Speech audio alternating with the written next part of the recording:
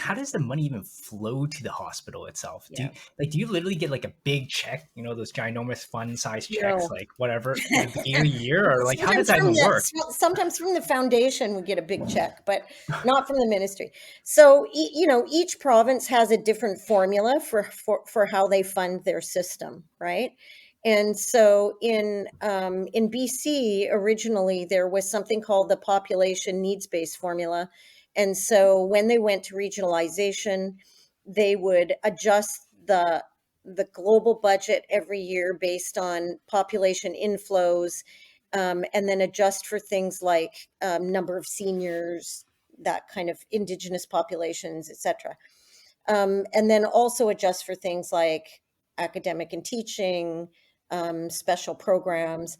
And then it got to a point where they were carving off part of that global budget for specific programs, for example, for surgical waitlist reduction, for emergency flow. So they would have special funding that was carved off for those things. In Ontario, they have a similar type of funding. I would say there's more carve outs in Ontario. They will give you certain quotas for certain surgeries, for example, and certain types of cases, and they will pay a certain amount per case. The goal of the hospital is always to see, can I provide a quality product, and can I do it for less than how I'm funded, so that I can have a little bit of a surplus that I can then use to offset those areas where the funding does not cover my costs. And there's a lot of places where the funding does not cover your costs. And in Ontario, I think it was down to about 40% of the budget being global, and the rest were all for specific programs. So you can imagine that even if you have a pretty big budget, I think at Southlake our budget was something like 650 million. If only 40% of that is global, it doesn't leave you a lot of wiggle room to be able to do things. Now that was the operating budget. In BC, they actually did give you some money for capital. In Ontario, you're on your own in terms of capital. And so it's almost 100% funded either through foundations and charitable organizations, or you can use working capital for that if you have it. Um, and and even in BC, although they fund capital, it's never funded to the degree that you need.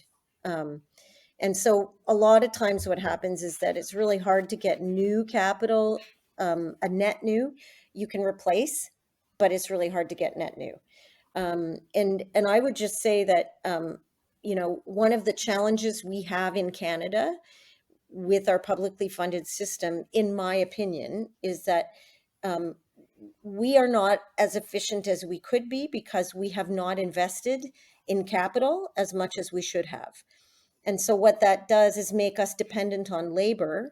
And so we need more labor to do some of the same work because we don't have the technology and the capital to be able to do it efficiently. So I can give you an example. Now, this is now changed where they have this, but it's only been reasonably recently that hospitals have adopted mechanized medication distribution systems, for example. And I'm not talking about the ones on the nursing floors, I'm talking about the ones in the pharmacy. So actual robots that will distribute the meds and do it. It used to be all labor based. And so we have many, many processes in hospitals that are still like that have a lot of room for improvement. And if we only had the money, the technology is out there, but there just isn't the money to pay for it.